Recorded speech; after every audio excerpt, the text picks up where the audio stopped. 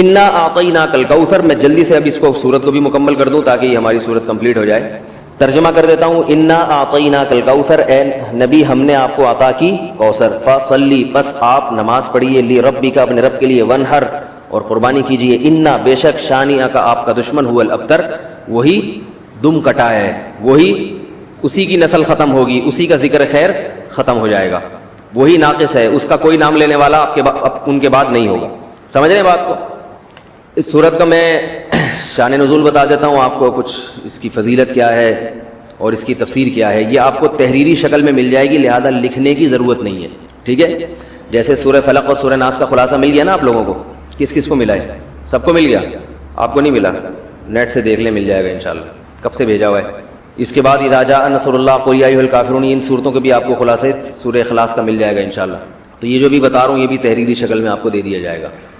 اس صورت کا شان نزول یہ ہے کہ رسول اللہ صلی اللہ علیہ وسلم کو اللہ تعالیٰ نے حضرت خدیجہ سے 2 بیٹے دیے تھے. ایک کا نام تھا قاسم اور ایک کا نام تھا ابراہیم.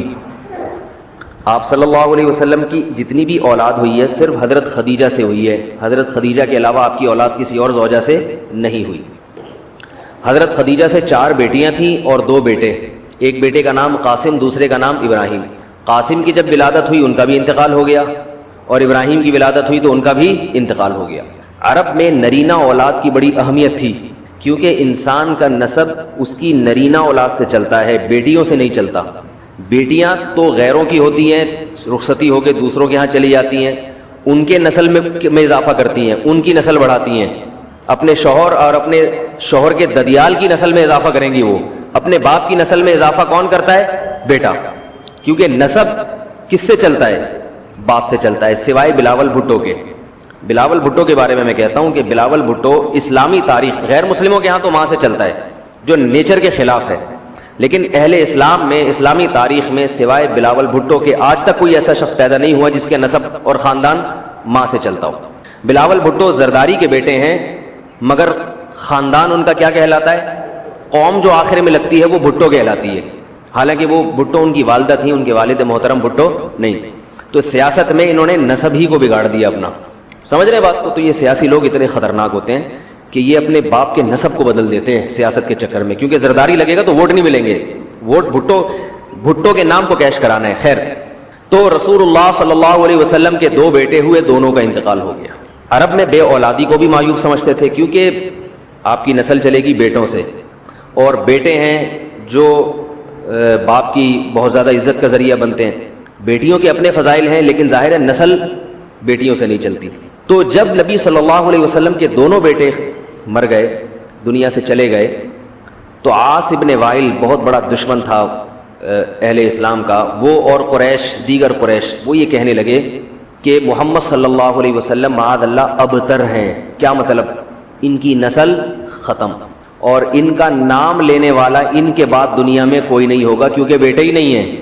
میں اکثر بیانات میں جب نبی صلی اللہ علیہ وسلم کا تذکرہ کرتا ہوں تو رسول اللہ صلی اللہ علیہ وسلم یہ لفظ میں استعمال کرتا ہوں، لیکن چونکہ میڈیا پہ میں نے اکثر علماء کو دیکھا کہ نبی کریم یا حضور اقدس، تو پھر میری زبان پہ بھی یہ الفاظ آ جاتے ہیں. لیکن ہم نے اپنے شیخ سے حضرت مفتی رشید احمد صاحب رحمہ اللہ تعالی سے سنا، اور بالکل صحیح بات کی انہوں نے، کہ نبی صلی اللہ علیہ وسلم کے لیے سب سے زیادہ جو بہترین لفظ ہے، لقب ہے آپ کا، جس میں آپ کی سب سے زیادہ عزت ہے، وہ رسول اللہ کا لفظ ہے.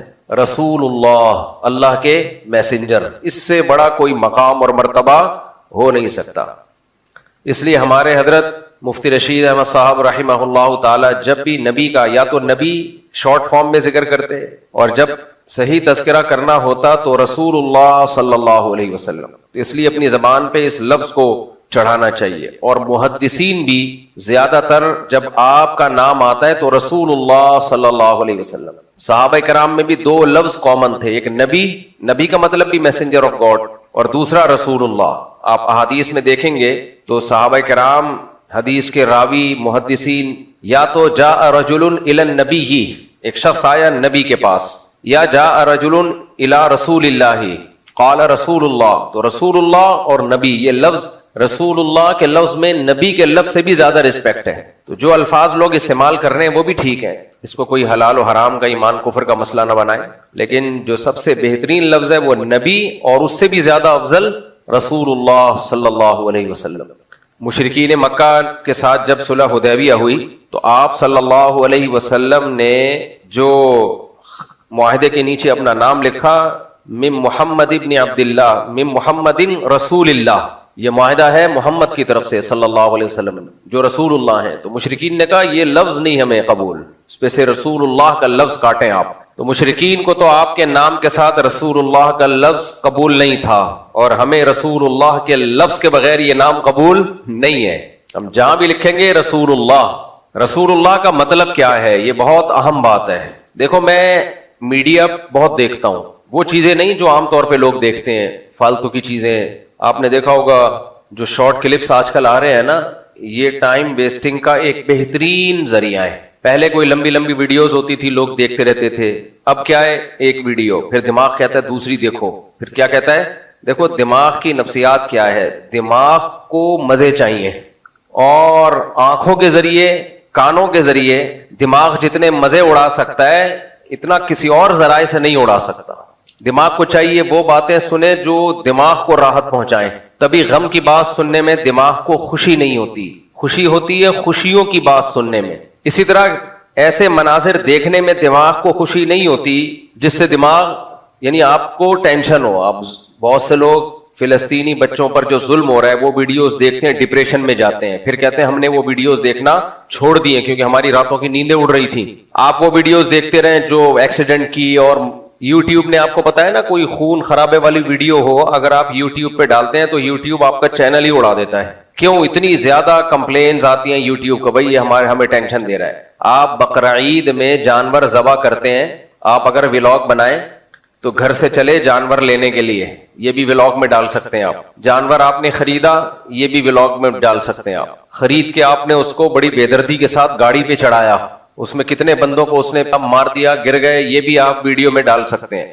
پھر وہاں سے لے کے آپ گھر تک لا رہے ہیں اس کو، یہ بھی آپ ولاگ میں ڈال سکتے ہیں. پھر آپ نے اس جانور کو گاڑی سے اتارا، اور اتارتے اتارتے اس نے 10-15 بندے اور لیٹا دیے، ان کا لیٹنا بھی آپ یوٹیوب پہ بولو ڈال سکتے. لوگ خوش ہوتے ہیں، انٹرٹین ہوتے ہیں ان چیزوں سے. آپ نے دیکھا ہوگا نا، اٹھا کے لات ماری، جمشید ادھر جا کے گرا اور وہ ادھر جا کے گرا، یہ ایسے بہت ویڈیو لوگ انجوائے کر رہے ہوتے ہیں. پھر اس کے پاؤں میں رسی باندھیں، یہ بھی. لیکن گلے پہ جب چھری چلی، یہ بھی ڈال سکتے ہیں. لیکن جو خون کا پہلا فوارہ نکلا، یہ اگر آپ نے ویڈیو یوٹیوب پہ ڈال دی تو آپ کا چینل کیا ہو جائے گا؟ بند. یوٹیوب کہے گا تم دہشت گردی پھیلا رہے ہو، تم لوگوں کو ٹینشن دے رہے ہو. اچھا وہ کٹ گئی، پھر کھال اتر گئی، 4 ٹکڑے ہو گئے، اب دوبارہ ڈال سکتے ہیں آپ اس کو. سمجھ میں آئی بات؟ اب بھی آپ یوٹیوب پہ یہ ویڈیو کیا کر سکتے ہو؟ ڈال سکتے ہو. 4 ٹکڑے ہو گئے، اب وہ گائے نہیں رہی ہے، وہ کچھ اور بن گیا ہے. یہ بیچ کا پروسیس آپ نہیں کر سکتے. کیوں؟ وجہ اس کی یہ ہے کہ بہت سے لوگوں نے کبھی زندگی میں بہتا ہوا خون دیکھا نہیں. مسلمان تو دیکھتے ہیں نا جب جانور کاٹتے ہیں، ہمارے لیے تو یہ نارمل ہے، غیر مسلموں کے لیے یہ نارمل نہیں ہے. پورے امریکہ میں، کینیڈا میں، جاپان میں مجھے کہیں نظر نہیں آیا کوئی بکرا کوئی ذبح کر رہا ہو. وہ سب سلاٹر ہاؤس میں بند کمرے میں ہوتا ہے، کسی کو نظر نہیں آتا. تو اس کا نتیجہ کیا نکلا؟ وہاں کے لوگوں کے جو دل ہیں وہ بہت ہی خون سے خوف کھاتے ہیں، وہ خون نہیں نکلے بھائی. تو اب وہ لوگ یہ ویڈیو جب دیکھیں گے وہ کہتے ہیں ہم ٹینشن میں جاتے ہیں، خون نظر نہیں آنا چاہیے. وہ الگ بات ہے، بیچارے فلسطینیوں کا خون ساری دنیا دیکھ رہی ہے، اس سے جو ڈپریشن جو جتنی ان بڑی طاقتوں کو ہونی چاہیے وہ نہیں ہو رہی. اور جانوروں کے حقوق پہ جنہوں نے آواز اٹھائی ہے، اتنی آواز ان لوگوں پہ اٹھا لی جاتی نا تو مسئلہ حل ہو جاتا. ان بیچاروں کو جانوروں سے بھی بدتر چھوڑا ہوا ہے. خیر سنا ہے کہ ابھی مسئلہ حل کی طرف جا رہے ہیں، اللہ کرے حل ہو جائے. اس میں انشاءاللہ سوال جواب کے سیشن میں کچھ بات کروں گا آج کہ جس حل کی طرف جا رہے ہیں وہ کیا ہے، اور وہ کیا سوٹیبل حل ہے یا نہیں ہے. اس پہ ہمارے لوگوں کی طرف سے جو ری ایکشن آ رہا ہے وہ صحیح ہے یا نہیں ہے. جب پنگے بازی ہم نے لینا شروع کر ہی دی ہے تو پنگوں میں پھر صحیح طرح سے گھسو نا. کل جو میرا بیان چلا ہے اس پہ آج دیکھو کتنے نیگیٹو کمنٹس آئے ہوئے ہیں، کتنے لوگ برا بلا کہہ رہے ہیں. چلیے صحیح ہے، جب ایک دفعہ پنگا لے لیا ہے تو پھر جب دوسری شادی کر لی ہے تو پھر تیسری اور چوتھی کیا ہے بھائی. اصل تو ری ایکشن دوسری میں ہوتا ہے نا. بدنام جتنا ہونا ہوتا ہے آدمی دوسری میں ہو جاتا ہے. تو ہم نے جتنا بدنام ہونا تھا ہو گیا.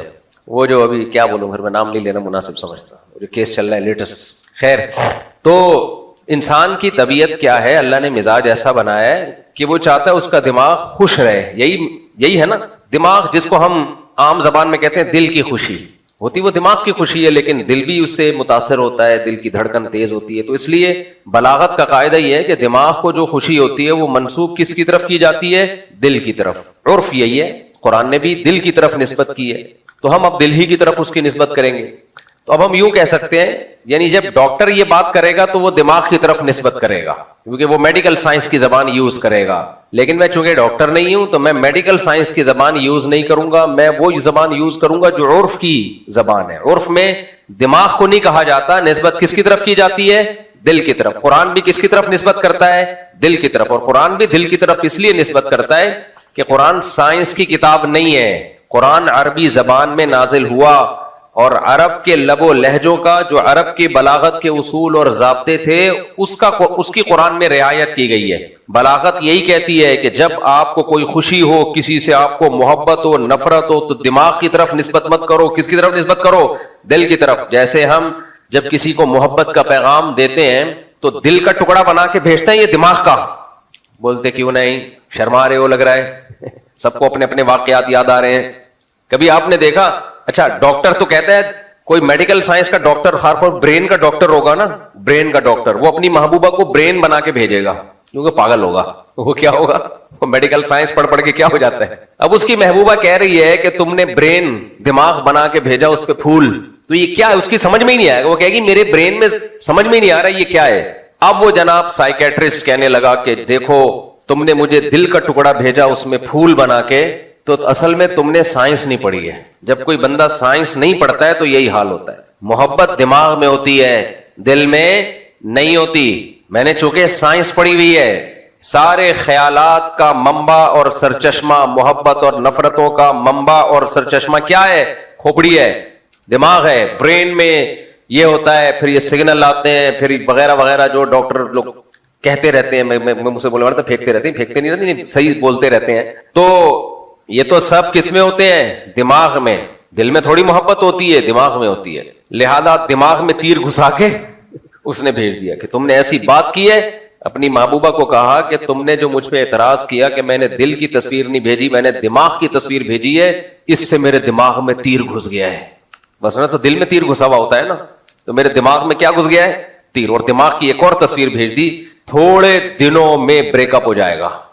بیوی تھی تو طلاق لے کے بھاگ جائے گی, اور اگر منگیتر تھی, کوئی رشتہ چل رہا تھا, رشتہ کیا ہو جائے گا؟ ٹوٹ جائے گا. وہ کہے گی ابا یہ سائیکیٹرسٹ کو ضرورت سے زیادہ سائیکیٹرسٹ ہے, اس کو یہ مجھے اسی حساب سے لے کے چلے گا. یہ مجھے کس حساب سے لے کے چلے گا؟ دیکھو یہ نفسیات میرا بھی ٹاپک نہیں ہے, لیکن نفسیات ایک ایسا علم ہے جسے حاصل کرنے کے لیے ایکسٹرا آرڈینری ذہین آدمی ہونا چاہیے. آج کل ہر آدمی ماہر نفسیات بن رہا ہے, یہ بہت خطرناک ہے. آپ ڈاکٹر بن جاؤ, درمیانی ذہانت کا آدمی ڈاکٹر بن جائے, قوم کا بیڑا نہیں غرق کرے گا, ٹیکے لگائے گا, پیناڈول کھلائے گا, سیٹ. درمیانے درجے کی ذہانت والا آدمی انجینئر بن جائے, چاہے وہ الیکٹریکل انجینئر ہو, سول انجینئر ہو, میکینک بن جائے, درمیانے درجے کا آدمی, صحیح ہے. لیکن نفسیات کا تعلق کس سے ہے؟ اشارہ کر کے بتا رہا ہوں تاکہ آپ لوگ کنفیوز. کس سے ہے؟ کھوپڑی سے. نفسیات بھی میں جہاں بھی جا رہا ہوں, یار کیا پڑھ رہا ہوں, میں ماہر نفسیات بن رہا ہوں. جب میں بات چیت کرتا ہوں مجھے لگتا ہے اس کا تو مینٹالٹی اتنی ہے ہی نہیں. ماہر نفسیات بننے کے لیے بہت زیادہ ذہین آدمی ہو تو بنے گا, ورنہ درمیانے درجے کا ذہین آدمی بنے گا تو یہی نفسیات کا علم اس کو برباد کر دے گا. اور ہو رہے ہیں برباد بہت سے لوگ, کیونکہ جب آپ کتابیں پڑھتے ہو تو کتابوں, ہمارے حضرت ایک بڑی خاندانی بات کیا کرتے تھے کہ آپ جو علم حاصل کر رہے ہو نا, جیسے مفتی کے پاس, مفتی بھی ایکسٹرا آرڈینری ذہین ہوگا تو وہ فتوے کا کام صحیح طرح کرے گا. آج مفتی بھی آپ دیکھو, پتھر اٹھاؤ, مفتی فلان, مفتی فلان, مفتی فلان. کہاں سے فتویٰ سیکھا؟ فلاں جگہ سے. فلاں جگہ نے کہاں سے سیکھا کچھ پتا نہیں ہے, خود ہی اپنے نام کے ساتھ مفتی. بلکہ بعض لوگ تو میں نے دیکھے اپنے نام کے ساتھ خود ہی مفتی بھی, مفتی اعظم بھی لگا رہے ہیں. بھائی کس نے آپ کو مفتی اعظم بنایا؟ آپ سے پہلے کے جو بڑے بڑے علامہ تھے, علماء تھے, انہوں نے کیا آپ کو اتھارٹی دی ہے کہ آپ مفتی بن گئے ہیں؟ ایک سینئر ڈاکٹر بتائے گا نا جونیئر کو کہ اب یہ سینئر بن گیا ہے, یہ خود ہی بتاتا رہے گا آدمی میں یہ بن گیا, میں یہ بن گیا. جہاز میں جب آپ سفر کرتے ہیں ایک سینئر پائلٹ ہوتا ہے, اس کے ساتھ ایک کو پائلٹ ہوتا ہے. سینئر گواہی دیتا ہے کہ یہ جو کو پائلٹ ہے یہ سینئر ہو گیا ہے, سینئر لوگ گواہی دیتے ہیں. وہ اس کے ایگزام لیتے ہیں, وہ خود ہی کہنے لگے میں ہو گیا ہوں, بس سب کچھ میں ہی ہوں. کبھی کوئی کمپنی اس کو جہاز ہی اڑانے دے گی. تو اسی طرح ڈاکٹر میں, حکیم میں, انجینئرز میں, مفتیوں میں, سب جگہ یہی اصول کار فرما ہے کہ پہلے سے جو سینئر لوگ ہیں وہ گواہی دیں کہ ہاں بھائی یہ آدمی نے محنت کی ہے اور تحقیق کا کام کیا ہے اور اس کے پاس کھوپڑی بھی ہے اور یہ کرتے کرتے اب اس قابل ہے کہ اس میں فتویٰ دینے کی صلاحیت پیدا ہو گئی ہے.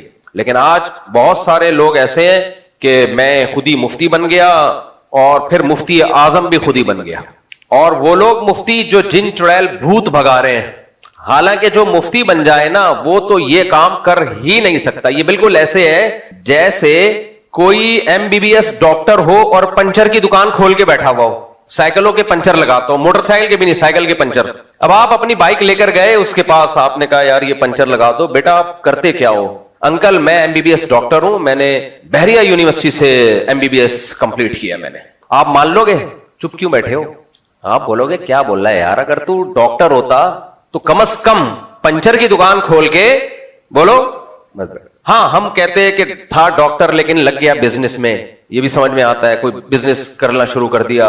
پنچر کی دکان اگر کھول کے بیٹھا ہوا ہے, وہی بائکوں کا پنچر, ٹرک کا پنچر بھی لگا رہا ہوتا ہے نا, ہم کہتے ہیں یار اس میں پیسہ بہت زیادہ ہے تو شاید اس کو کلینک سے زیادہ پیسہ یہاں مل رہا ہے. تو یہ جو جن چڑیل بھوت بھگانے والے لوگ ہوتے ہیں یہ اتنے لو لیول کے بلکہ گھٹیا لیول کے لوگ ہوتے ہیں, ان کے پاس کبھی آپ بیٹھ کے ان کا پھینکنا سنو, یہ جھوٹ بلوت کے بغیر چلتا نہیں ہے یہ بزنس.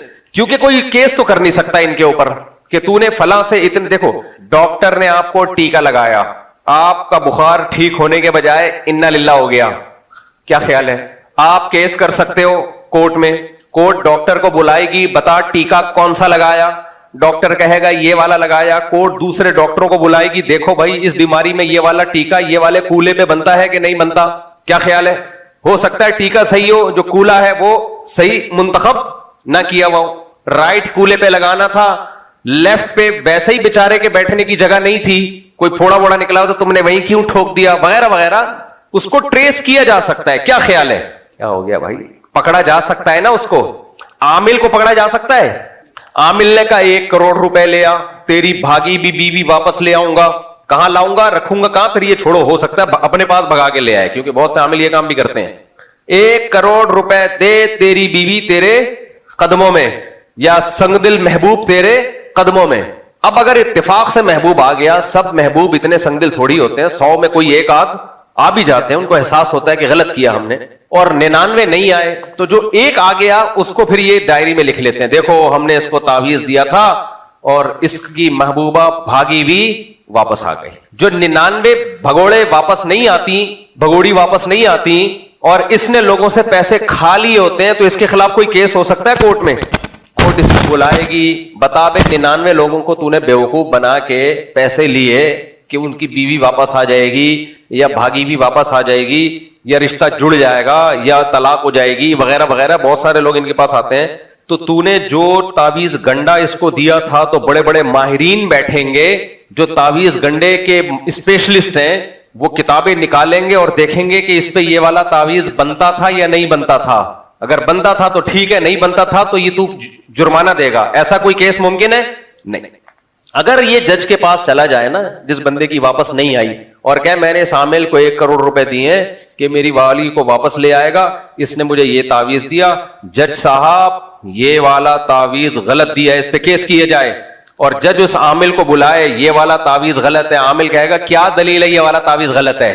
خوب سمجھ لو, جس چیز کے غلط ہونے کی دلیل نہیں ہو سکتی نا, اس کے صحیح ہونے کی بھی دنیا میں کوئی دلیل نہیں ہوتی. بہت اہم بات کہہ گیا ہوں, اللہ کرے کھوپڑی شریف میں آ جائے. جس چیز کے غلط ہونے کی دلیل نہیں دی جا سکتی, اس کے صحیح ہونے کی دلیل بھی نہیں دی جا سکتی. کیونکہ آئن سائن کہہ گیا ہے نظریہ اضافت میں کہ یہاں ہر چیز کو اس کے اپوزٹ سے پہچانا جاتا ہے. روشنی, اگر اندھیرا نہ ہوتا روشنی کا پتہ چلتا روشنی کی کیا ڈیفینیشن ہے, روشنی نہ ہوتی تو اندھیرے کا پتہ چلتا اندھیرے کی کیا ڈیفینیشن ہے, گندا نہ ہوتا تو صاف کا پتہ چلتا. ابے کیا ہو گیا, چپ نہیں بیٹھا کرو, میرے بیان میں جب آؤ نا تو ناشتہ کر کے چائے پی کے آ جا کرو, تمیز سے رسپانس دیا کرو مجھے. میلا, میلے کے مقابلے میں کیا ہے؟ صاف. ہمیں کچھ نظر آ رہے تھے میلے کچیلے. اچھا انگریزوں میں نہیں ہے میلے, یعنی صفائی سڑکوں وڑکوں میں. میں بھی امریکہ گیا تو وہاں کسی نے مجھے بتایا کہ پاکستانی جو نئے نئے یہاں پر آتے ہیں, انگریز کو بتا رہے ہوتے ہیں بالکل خالص چیز ہے, تو گورے ہنستے ہیں تو کیا کہتے کیا مطلب 2 نمبر چیزیں بھی بیچتے ہو تم کیا؟ یعنی وہاں جب کوئی نیا نیا دیسی جاتا ہے نا تو چیز بیچنے کے لیے انگریزوں کو بتا رہا ہوتا ہے بالکل 1 نمبر گھی ہے 1 نمبر. تو گورے دائیں بائیں دیکھ رہے ہوتے ہیں حیرانگی سے, کیا مطلب 2 نمبر بھی ہے تمہارے پاس؟ یہ ایسا ہی ہو گیا, آپ کی بیٹی کے لیے رشتہ آیا اور آپ داماد سے پوچھ رہے ہیں بھائی چور تو نہیں ہے تو؟ صحیح ہے, چور تو نہیں ہے. اس کو غصہ آئے گا کہ نہیں آئے گا؟ تو کیا مطلب آپ کو یہ آپ نے فرض کیوں کر لیا کہ میں چور ہوں؟ 2 نمبر تو نہیں ہے, چرس تو نہیں پیتا, تو اس کو غصہ آئے گا کہ نہیں آئے گا؟ تو جب آپ ان ملکوں میں یہ بات کرتے ہیں کہ بھائی یہ 1 نمبر چیز ہے, یہ گھی کیا ہے 1 نمبر, تو وہ حیران ہوتے ہیں کہ کیا مطلب 1 نمبر, 2 نمبر بھی بیچتے ہو؟ ہمارے ہاں یہ ٹرم چلتی ہے, مولوی صاحب 1 نمبر ہے, 1 نمبر خالص گھی ہے بغیر ملاوٹ کے لے جاؤ. ملاوٹ والا بھی رکھا ہوا ہے میرے پاس, ملاوٹ والا بھی رکھا ہوا ہے, لیکن آپ کیونکہ مولوی صاحب ہو, مفتی صاحب ہو, آپ بیانات دیتے ہو, اس لیے آپ کو میں 2 نمبر چیز کبھی نہیں دوں گا. تھوڑا مہنگا ہے, تھوڑا مہنگا ہے. ہمیں کیا پتا چلے گا بھائی, ہو سکتا ہے جب تو 2 نمبر چیز کسی اور کو بیچ سکتا ہے تو ہمیں مفتی صاحب کو ماموں بنا کے بھی تو بیچ سکتا ہے نا. تو ماموں بنانا اسی کو تو کہتے ہیں. آپ کے لیے ہے یہ, آپ کے لیے ہو سکتا ہے بھائی, یعنی تو نے 2 نمبر چیز رکھی بھی تو ہے نا, رکھی بھی ہونا اس کی علامت ہے بھائی. اب تیرے بیان پہ ہمیں اعتماد نہیں ہے, ہو سکتا ہے ہمیں اس سے بھی زیادہ 2 نمبر چیز ڈبل قیمت پہ بیچ کے دے رہا ہوں. تو کہاں سے کہاں بات چلے گی, ہم کدھر ضائع میں بہت جا رہے ہوتے ہیں. تو وہ عاملوں کی بات آتی ہے, مجھے خون میں ایک دم میرا ایسا آتا ہے, بالکل جوان ہو جاتا ہوں عاملوں کے خلاف بولنے میں, جو مجھے مزہ آتا ہے. کیوں؟ کوئی دنیا میں کوئی بول نہیں رہا. جس دن دوسرے لوگوں نے بھی, علماء نے بھی بولنا شروع کر دیا, میں چپ ہو جاؤں گا. کوئی بولتا نہیں ہے ان کم بختوں کے خلاف. تو اصل میں علماء بھی اس وہم میں مبتلا ہے کہ شاید ان کے پاس کچھ علوم ہیں. یہ حقیقت بتاؤ, دیکھو علماء کے پاس دین کا علم ہوتا ہے, تو وہ یہ سمجھتے ہیں کہ نہیں عاملوں کے پاس کچھ علوم شاید کچھ ہو. تو میں ان کو تسلی دلا رہا ہوں, کچھ بھی نہیں ہے, یہ کچھ نہیں کر سکتے. ہاں تو میں بتا رہا تھا, جس چیز کے صحیح ہونے کے غلط ہونے کے دلائل قائم نہ کیے جا سکے, اس کے صحیح ہونے کے دلائل بھی بولو نہیں ہوتے. ہوتی وہ ہوا پہ چل رہا ہوتا ہے. تو جتنے علوم ہیں نا ان لوگ کے پاس, جن چڑیل بھوت بھگانے کے, یہ کوئی علوم نہیں ہے, ذہن میں رکھو. ایک پھینک رہا ہوتا ہے, دوسرے کیا کر رہے ہوتے ہیں, بیٹھ کے لپیٹ رہے ہوتے ہیں. دوسرا عامل آئے گا, اس سے بڑی پھینکے گا, میں بیٹھ کے لپیٹتا ہوں. عام لوگ تو لپیٹ بھی نہیں رہے ہوتے, عام لوگ تو وہ کر رہے ہوتے ہیں کہ ماشاءاللہ کیچ کر رہے ہوتے ہیں, وہ عزت کے ساتھ کیچ کر رہے ہوتے ہیں, عزت کے ساتھ کہ حضرت جی بہت پہنچے ہوئے ہیں. تو کوئی پہنچے ہوئے نہیں ہے, پھینکو 1 نمبر کے. تو میں عرض کر رہا تھا کہ وہ جج پہ وہ کوئی کیس نہیں ہوگا. تو بھی عاملوں کی لاٹریاں لگی ہوئی ہیں, تعویذ دے رہے ہوتے ہیں, 100 میں کوئی 1 آدھ کا تکا لگ گیا. وہ یہ, اور یہ بہت پرانا سا ہے. نبی کریم صلی اللہ علیہ وسلم کے دور میں کچھ نجومی ہوا کرتے تھے جو خبریں بتایا کرتے تھے, ان میں تکے بھی لگ جاتے تھے. تو آپ صلی اللہ علیہ وسلم نے فرمایا ان کم وقتوں کے جنات سے رابطے ہوتے ہیں, یہ جاتے ہیں کچھ آسمان کی خبریں چوری کرتے ہیں جنات, اس میں 100 جھوٹ ملاتے ہیں. جنات کبھی بھی صحیح رپورٹ نہیں دیتے, انسانوں کے کچھ نہیں لگتے, نہ وہ ماموں لگتے ہیں انسانوں کے, نہ وہ چاچو لگتے ہیں. وہ بھی آ کے ان کے دل پہ القا کرتے ہیں لمبی 1 آدھ اس میں صحیح بات ہوتی ہے. تو وہ عامل پھینکتا ہے, اتفاق سے کوئی ایک بات صحیح نکل آتی ہے, تو لوگ کہتے ہیں دیکھو ہم نے پہلے کہا تھا نا حضرت جی بہت پہنچے ہوئے ہیں. تو یار مجھ سے آ کے پوچھ لیتے, میں بھی 100 باتیں بتاتا, ایک اتفاق سے صحیح نکل آتی, اس میں فیوچر کی باتیں. تو یہ تو کوئی بھی تجزیہ کرتا ہے, باتوں سے باتیں نکلتی ہیں. ایک اور بات یاد آئی, کچھ مسلم اسکالرز ایسے ہیں جنہوں نے ماضی میں کچھ پیش گوئیاں کی تھیں, اور وہ پیش گوئیاں درست نکل رہی ہیں. خوب اچھی طرح سمجھو. اور وہ پیش گوئیاں ان کا دعویٰ یہ تھا ہم نے قرآن و حدیث کی روشنی میں کی ہیں, حدیث میں آتا ہے یوں ہوگا, حدیث میں آتا ہے یوں ہوگا. تو انہوں نے بہت ساری پیش گوئیاں کی, یہ اس پہ کلپ بنانا ہے لازمی. تو بہت ساری پیش گوئیاں انہوں نے کی قرآن و سنت کی روشنی میں, علامات قیامت کی روشنی میں, یہ ہوگا. ان کی کچھ پیش گوئیاں ٹھیک نکلی.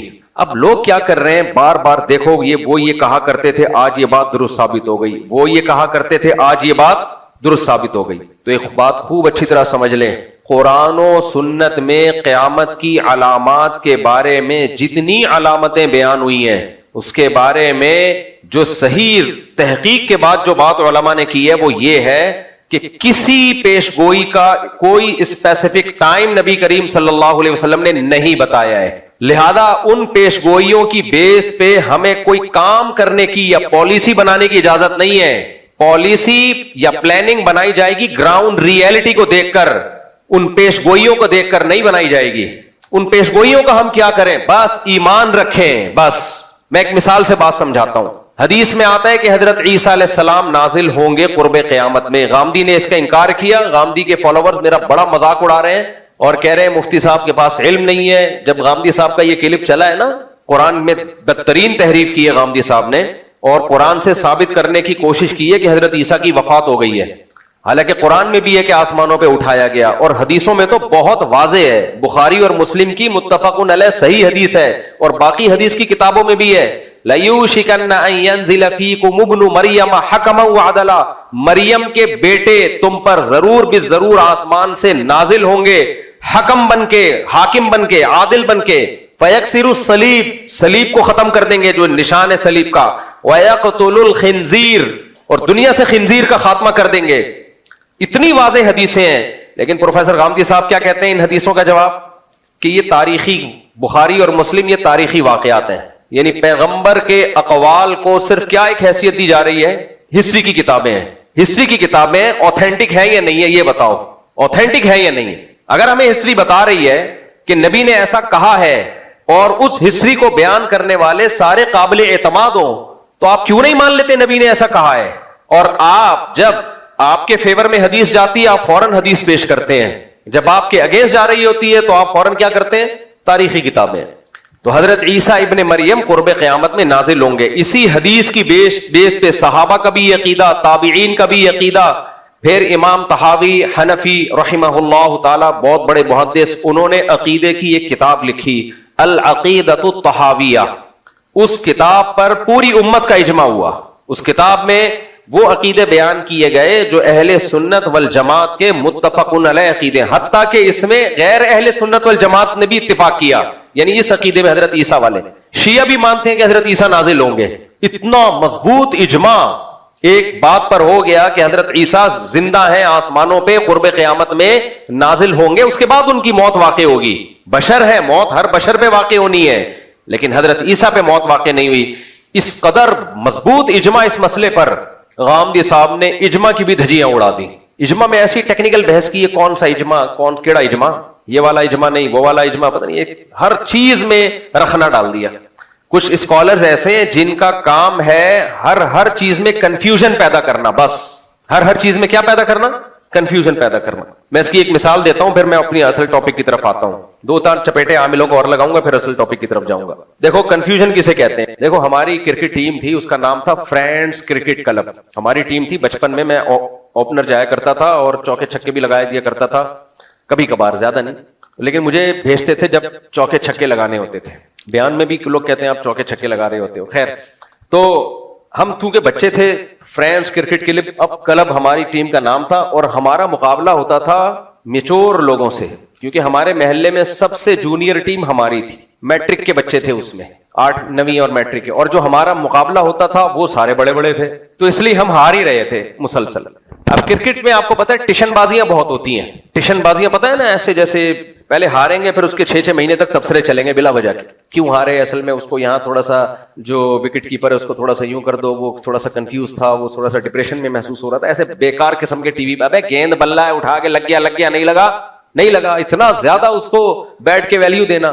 اس لیے پاکستان ہارتا ہے, مجھے غم نہیں ہوتا, لوگ ڈپریشن میں جا رہے ہوتے ہیں, ہائے ہائے ہار گیا. ابھی ہم امریکہ میں تھے, جو ہمارے ڈرائیور مجھے مشیگن سے لے کے جا رہے تھے, 5 گھنٹے کی ڈرائیو تھی. ایک اسٹیٹ ہے امریکہ کی مشیگن, وہاں سے وہ کون سی اسٹیٹ تھی, شکاگو, 4-5 گھنٹے کی ڈرائیو جا رہے ہیں, اور کرکٹ لگایا ہوا انہوں نے. اور پاکستان آخری بال ہے, آخری اوور چل رہا ہے, ہار رہا ہے, بہت ٹینشن. میں نے کہا بھائی تو گاڑی نہ ٹھوک دینا کہیں یار. میں نے کہا ہمیں تو پہلے سے پتا تھا ہار رہا ہے. کہہ رہے ہیں آپ کو کیسے پتا؟ میں نے کہا پتا ہے, سب کو پتا ہے کہ کیا ہوگا, اس میں کون سی ٹینشن کی بات ہے. کہہ رہے نہیں آخری اوور ہے, جیتنے کا پورا چانس ہے. تو میں نے کہا بھائی پہلے سے فرض کر لو ہار جائے گا, لہذا ٹینشن نہیں ہوگی, کیوں فرض کر کے بیٹھے ہوئے جیت جائے گا.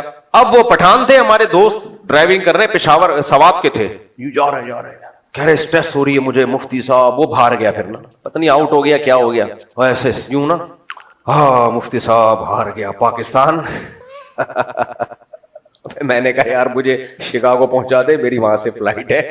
میں نے کہا دیکھو جنگ میں ہارا ہے یا جیتا ہے؟ کہہ رہے جنگ میں جیتا ہے. بس جو جنگ میں جیتتے ہیں وہ کھیل کے میدانوں میں ہار جائیں. کوئی دیکھو مودی, میں جب بھی انڈیا کے خلاف بات کرتا ہوں انڈیا مراد نہیں ہوتا, مودی سرکار.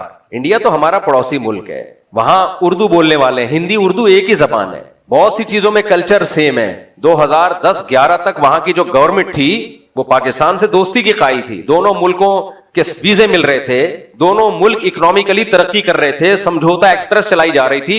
یہ تو مودی نے آگے بیڑا گرک کیا ہوا ہے. تو ہندوستان کے عوام کو اگر ہندوستان کو بچانا ہے تو مودی کو ہٹاؤ, کسی انسان کے بچے کو لے کر آؤ, اس صحیح آدمی کو لے کر آؤ.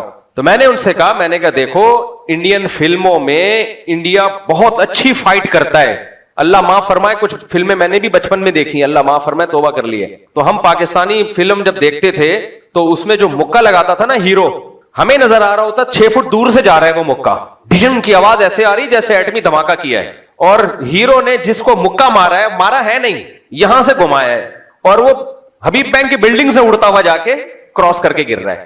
یہ فلموں کا حال تھا ہماری. تو یہ فلموں کی فائٹ ہے, سمجھ رہے ہو.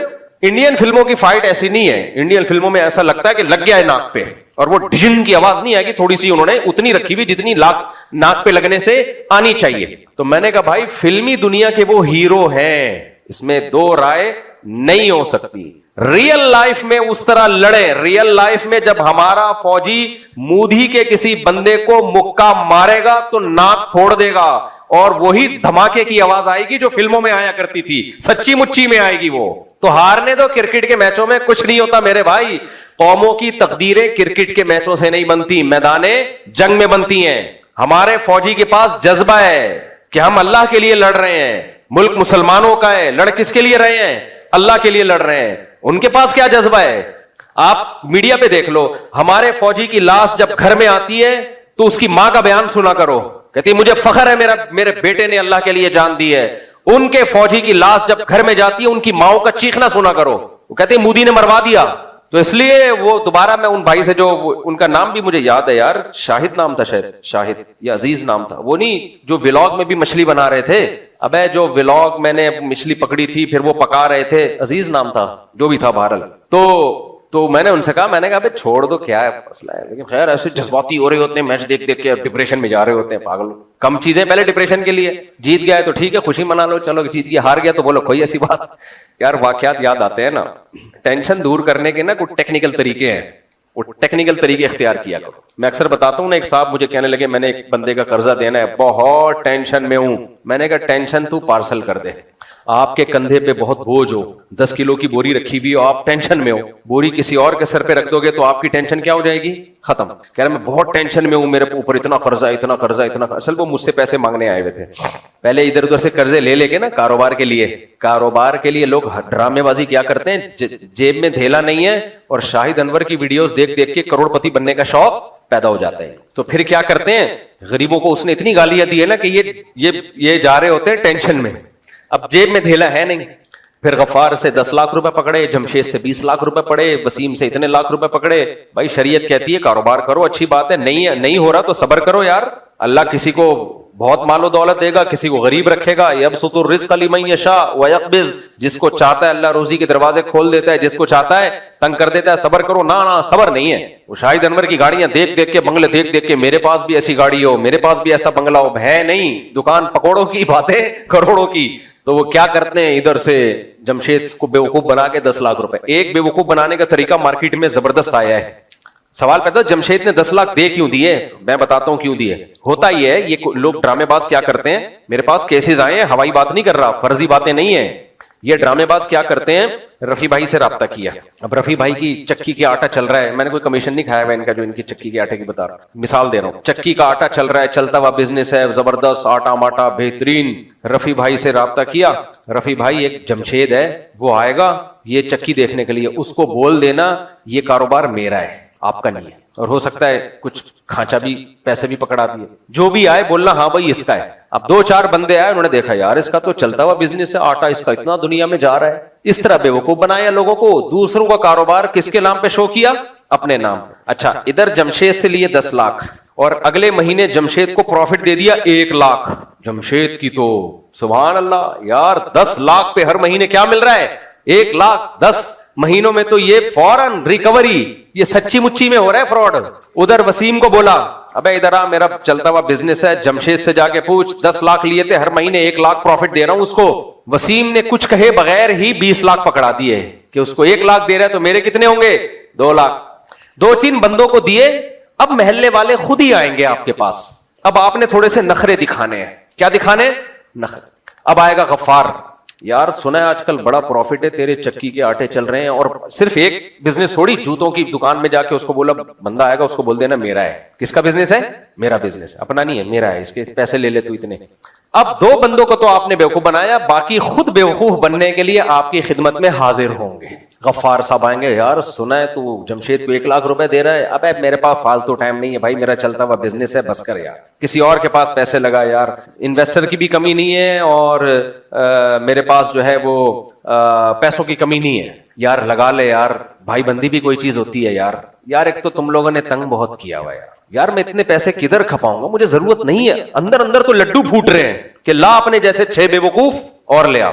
अंदर अंदर लड्डू फूट रहे हैं कि सही बिजनेस। मुजारबत में यही तो हुआ है, जो मुजारबत स्कैंडल चला था, जो मुजारबत स्कैंडल चला था ना, उसमें मैंने बोला था ये मुफ्ती लोगों को उल्लू बना रहा है। एक तो ये मुफ्ती है नहीं, और ये मौलवियों को भी उल्लू बना रहा है, आम लोगों को भी। और देखना आखिर में करोड़ों रुपए लेके मार्केट से शार्ट होगा, ये वही हुआ।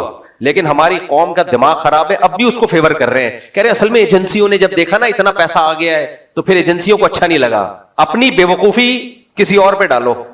तो फिर गफ्फार आएगा, यार 10 मेरी तरफ से ले ले। फिर सत्तार आएगा, यार 15। एक दिन रियाज मलिक आ जाएगा, मलिक रियाज है, मलिक रियाज आएगा, बोलेगा मैं बेवकूफ हूं, बैरियर टाउन बना के बैठा हूं। खैर वो नहीं आएगा, वो खुद खेड़ू है, उसको पता है उसको पता है कैसे लोग चूना लगाते हैं। लेकिन बेवकूफ लोग दुनिया में बहुत हैं, एक एक करके आएंगे, पैसे फेंक के जाएंगे। उसके बाद जब आपके पास एक अच्छा खासा अमाउंट जमा हुआ, 2 उसको पकड़ा, 1 उसको पकड़ा, उसके बाद फिर आप मार्केट से शार्ट, पैसा तो आपने कहीं बाहर मुंतकिल कर दिया हुंडी मुंडी के जरिए। उसके बाद फिर आप रोते फिरोगे। अगर यही रहना है या तो बाहर भाग जाओ, और अगर यही रहना है, बाहर नहीं जाना, तो आप रोते फिरोगे। फिर आप कभी फला मुफ्ती के पास, यार मैं इतना कर्जा चढ़ गया मेरे ऊपर, कभी किसी के पास, कभी किसी के पास, खुद चढ़ाया है और अभी भी खा रहा है। कुछ लोगों पे तो सच्ची मुच्ची का कर्जा चढ़ा होता है, लेकिन मेजॉरिटी ऐसे ही ड्रामे कर रही होती। तो जो इस तरह कर्जा खा के आते हैं ना मेरे पास, कुछ इसमें सही भी होते हैं, लेकिन हवस के मरीज होते हैं। ड्रामे नहीं किए होते, लेकिन हवस का मतलब क्या है? कुछ भी नहीं है, उधर से पैसे, उधर से पैसे, उधर से पैसे पकड़ के बिजनेस में लगा दिया और लॉस कर दिया। फिर वो आते हैं, भाई इतना मैंने कारोबार में पैसा लगा दिया, मेरा नुकसान हो गया, मुफ्ती साहब कुछ थोड़ा सा ताउन हो जाएगा। मैं कहता हूं तेरा फायदा होता तो मेरे साथ ताउन करता तू, क्या ख्याल है? फिर कहता मेरा दिमाग है भाई, पैसा लेके लगाया, नोट छापे, हमाकत की सजा मुझे देने आ रहा है?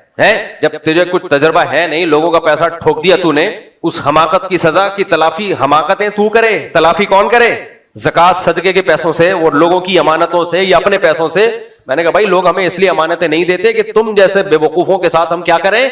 ताउन। मेरा ऐलान याद रखो, किसी ने भी कारोबार के नाम पे कर्जा लेके डुबोया है, ना मेरी फाउंडेशन उसके साथ मदद करेगी, ना मैं कोई ज़कात सदके के नाम पे लोगों की अमानत उसको दूंगा। भूख से मर रहा हो, मर जाए, हाँ बिल्कुल मरने लगेगा तो 2 निवाले डाल दूंगा, जिंदा रह जाए बस।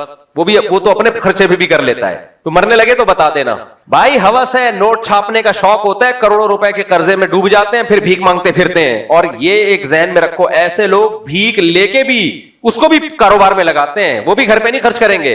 देखो हमारे तजर्बों से फायदा उठा लो, हमने इसी मुल्क में इन्हीं लोगों में जिंदगी गुजारी है। पैसों के नाम पे किसी के 2 आंसू देख के मत फिसल जाया करो, बहुत फ्रॉड होता है। तुम्हारी जेब में जब पैसे नहीं है तो तुम दूसरों से कर्जा लेके क्यों कारोबार कर रहे हो? या तो तुम्हारे बाप दादा को सदियों से बिजनेस चला आ रहा हो ना, फिर एक अलग बात है। नॉर्मल आदमी कुछ भी नहीं है, कर्जे ले लेके लोगों के पैसे डुबो रहा है बैठ के। रूखी सूखी खाओ, 2 टाइम की सूखी रोटी चाय में डुबो के खाया करो, खुश हुआ करो। लोग कहते हैं कहना आसान है, अमल मुश्किल है। मुश्किल अमल है 3 दिन तक, चौथे दिन आदत पड़ जाएगी। रोजा रखना 3 दिन मुश्किल होता है, चौथे दिन यूज्ड टू हो जाता है आदमी। समझ रहे हो? आज रोजे में तो भूखा प्यासा रहता है, या तो फिर भी कोई आपको कुछ ना कुछ मिल रहा है। तो इंसान को अल्लाह ने बॉडी में बड़ी लचक रखी है, जिस चीज का आदी बनाए बन जाता है आदी। تو اس لیے غربت کا بھی عادی بنے گا 3 دن 4 دن 1 مہینہ اس کے بعد عادی ہو جائے گا. ایک آدمی گیا نا غریب آدمی نجومی کے پاس, کہا یار میرے ہاتھوں کی لکیریں دیکھ کے بتاؤ کیا ہونے والا ہے. اس نے کہا کہ تو 10 سال تک مزید غریب رہے گا. یہ خوش ہو گیا, کہہ رہے اس کے بعد کہہ رہے پھر تجھے غربت کی عادت پڑ جائے گی, پھر تجھے غریب رہنے کی یعنی ٹینشن ختم ہو جائے گی تیری. تو خیر ہم آتے ہیں اپنے اصل ٹاپک کی طرف. عاملوں کی تو میں نے ٹھکائی لگا دی, الحمدللہ الحمدللہ. تو ان کے مزے ہیں, جھوٹ بولتے رہو, پیسے چھاپتے رہو. جو عامل پیسے نہیں لیتے وہ بھی بڑے فراڈی ہوتے ہیں. وجہ اس کی ہے کہ ان کو ہدیے ودیے اتنے مل جاتے ہیں, ان کو پیسوں کی ضرورت ہی نہیں رہتی. تو ہاں ایک بات یاد رکھو, کچھ بزرگ ایسے ہیں جو اللہ والے بزرگ ہیں, وہ عامل نہیں ہیں. دیکھو کرامت ایک چیز ہے جس کا یہ ملحد لوگ, ایتھیس لوگ انکار کرتے ہیں, جبکہ اس کا وجود اہل اللہ سے کرامت کے صدور کا وجود قرآن سے حدیث سے ثابت ہے. پچھلی امتوں میں بزرگوں کے ہاتھوں پہ کرامتیں ہوئی ہیں, حالانکہ وہ کوئی موسیٰ علیہ السلام کے امتی تھے, کوئی عیسیٰ علیہ السلام کے امتی تھے, کوئی سلیمان علیہ السلام کے امتی تھے. آپ مجھے بتاؤ سلیمان علیہ السلام کا درجہ بڑا ہے, عیسیٰ موسیٰ علیہ السلام کا درجہ بڑا ہے, یا محمد صلی اللہ علیہ وسلم کا درجہ بڑا ہے؟ جب ان پیغمبروں کی امتیوں میں کرامتیں ہو سکتی ہیں تو محمد صلی اللہ علیہ وسلم کی امت میں کرامت کیوں نہیں ہو سکتی؟ تو کچھ ہمارے اکابر بزرگان دین ایسے گزرے جو عامل نہیں تھے, لیکن ان کی عبادت, ان کا تقوی ایسا تھا کہ اگر کسی کو کچھ بھی انہوں نے دم کر دیا وہ بندہ ٹھیک ہو گیا. کوئی بھی قرآنی آیات لکھ کے دے دی ان کو پرچی پہ, وہ ٹھیک ہو گیا. جیسے مفتی موسیٰ روحانی بازی رحمۃ اللہ علیہ, میں نے جب عاملوں کے خلاف بولنا شروع کیا تو بہت سے لوگوں نے کہا مفتی محمد موسیٰ روحانی بازی جو پنجاب کے بڑے بزرگ تھے وہ بھی تو تعویذ دے دیا کرتے تھے اور بندے ٹھیک ہو جایا کرتے تھے, تو کیا آپ ان کو بھی فراڈی کہہ رہے ہو؟ معاذ اللہ, اللہ میرے منہ میں وہ زبان نہ رکھے کہ میں اتنے بڑے بڑے بزرگوں کی بے ادبیاں گستاخیاں کروں. میں نے اس وقت یہ بیان کیا تھا, مفتی موسیٰ روحانی بازی رحمۃ اللہ علیہ اور میرے شیخ مفتی عبد الرحیم صاحب گواہ ہیں اس کے, بڑے سے بڑے کیس ہوتے تھے. مفتی موسیٰ روحانی بازی رحمۃ اللہ علیہ تعویذ دیتے تھے, جائز تعویذ. اہل حدیث تو ہر تعویذ کو شرک بولتے ہیں, ایسا نہیں ہے. اگر تعویذ کا مضمون شرکیہ نہیں ہے تو کہاں سے شرک؟ ایک تعویذ میں یا اللہ مدد لکھا ہوا ہے تو شرک کہاں سے ہو گیا؟ وہ تو فوراً ٹھیک ہو جاتا تھا ان کا کیس. یہ تو ہمارے جو استاذ ہیں عینی شاہد ہیں. تو میں نے بیان میں یہ بات کہی تھی کہ وہ عامل نہیں تھے, یہ ان کی کرامت تھی, کرامت. تو ان کے بیٹے جامعۃ الرشید میں آئے, انہوں نے بتایا کہ ہمارے والد عامل نہیں تھے اور یہ کوئی علوم نہیں تھے, یہ ان کی کرامت تھی. اللہ نے, نبی کریم صلی اللہ علیہ وسلم نے فرمایا کچھ اللہ کے نیک بندے ایسے ہیں کہ وہ کسی بات پہ قسم اٹھا لیں تو اللہ اس قسم کو پورا کر کے چھوڑتا ہے. تو نیک لوگ کبھی بھی, یہ تو کچھ لوگوں نے ایسا امیج بنایا ہوا ہے کہ بزرگ ہی مارکیٹ سے شارٹ کر دیا, ایسا نہیں ہے. بزرگ قرب قیامت تک موجود رہیں گے. سمجھتے ہو گے نہیں سمجھتے؟ تو کوئی اس لیول کا بزرگ ہو جو اس کے ہاتھ پہ کرامت ظاہر ہو جائے. میں تو بزرگ نہیں ہوں, نہ میرے ہاتھ پہ کرامتیں ہوتی. مجھے یاد ہے ایک دفعہ ایک بندہ آیا, اس کے بچی کی بیمار تھی, اس نے کہا مفتی صاحب پھونک لگا دو. میں نے کہا بھائی میں پھونکوں والی سرکار نہیں. انہوں نے کہا پلیز کائنڈلی. میں نے فاتحہ پڑھ کے پھونک دیا, وہ ٹھیک ہو گیا. مجھے کیا پتا تھا؟ میں نے کہا بھائی میرے کو علوم نہیں ہے, لیکن میں نے اس کو یہ بھی بتایا کہ تمہاری بچی ہو سکتا ہے ویسے ہی ٹھیک ہونے والی ہو. کیا خیال؟ ویسے ہی ٹھیک ہونے والی ہو. اب تم نے پھونک. دوسرا, بعض دفعہ انسان کو کا اللہ سے تعلق ہوتا ہے اور سورہ فاتحہ میں تو شفا ہے نا, تو اس کے لیے شف سرکار کے پاس جانے کی کیا ضرورت ہے؟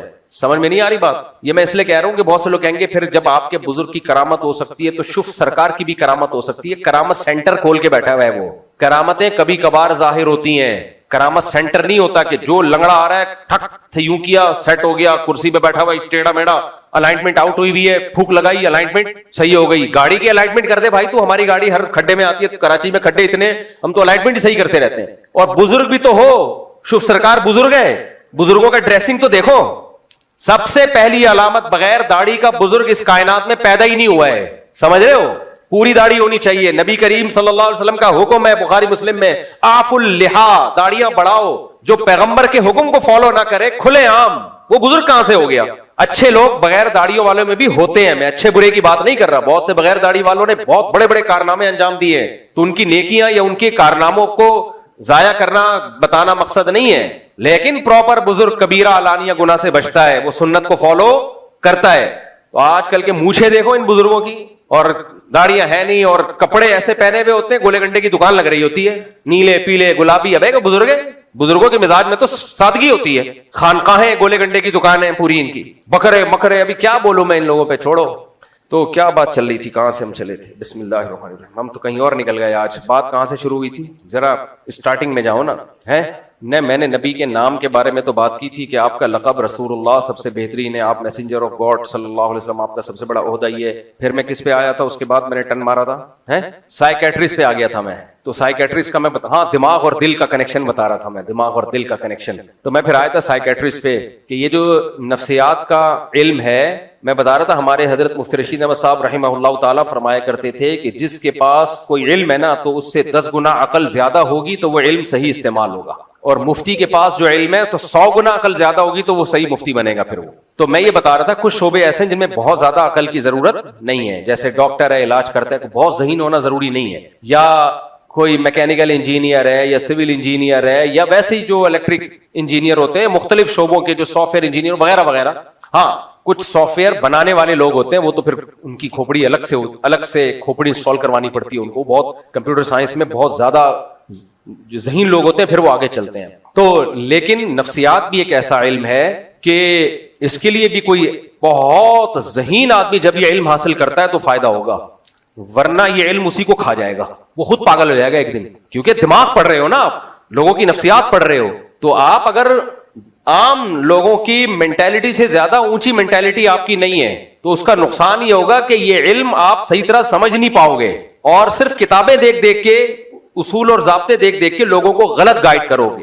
یہ میں اس لیے بتا رہا ہوں کہ کچھ ڈاکٹر ایسا کر رہے ہیں, سمجھتے ہو کہ نہیں سمجھتے, کچھ ڈاکٹر ایسا کر رہے ہیں, ان کے پاس جانے سے لوگوں کو فائدے کے بجائے الٹا نقصان ہو رہا ہے. تو اس لیے اس میں بہت میچور ڈاکٹر کو, بہت جو صحیح سرٹیفائڈ ڈاکٹر ہوتے ہیں, کبھی نفسیات کے ماہر کے پاس جانا تو ان ڈاکٹروں کے پاس جانا چاہیے. خیر, تو میں عرض کر رہا تھا کہ دماغ جو ہے, اب سائنسدان نے کیا کیا, جو ڈاکٹر صاحب تھے انہوں نے اپنی محبوبہ کو دماغ کے اندر تیر گھسا کے بیچ دیا. یہ بات چل رہی تھی دماغ کے اندر, تو کیا کہا جائے گا کہ یہ ڈاکٹر صاحب کیا ہو گئے ہیں, پاگل ہو گئے. جہاں سائنس کو نہیں لاگو کرنا چاہیے وہاں بھی سائنس کو, اور یہ محبوبہ سے کہہ رہے محبت دل میں نہیں ہوتی, محبت کہاں ہوتی ہے, دماغ میں. لیکن لہذا میں نے یہ دماغ تمہیں, جتنے بھی گانے تھے شاعری تھی ساری چینج کر دی انہوں نے. یہ دل تم پہ دیوانہ ہے, نہیں یہ دماغ تم پہ کیا ہے, دیوانہ. کریکشن کرتے چلے جا رہے ہیں. تو تھوڑے دنوں میں ڈاکٹر صاحب کیا ہو جائیں گے. کل وہ کسی نے شارٹ کلپ بھیجا کہ ایک آدمی کو بھولنے کی بیماری ہے, ڈاکٹر کے پاس گیا, ڈاکٹر صاحب مجھے بھولنے کی بیماری ہے. ڈاکٹر صاحب نے کہا دوبارہ بتانا, کہ بھول گیا کیا بیماری تھی مجھے, بھول گیا کیا بیماری تھی مجھے, بھولنے کی بیماری. اب بتاؤ ڈاکٹر تو تھوڑے دنوں میں پاگل ہو جائے گا کہ نہیں ہو جائے گا.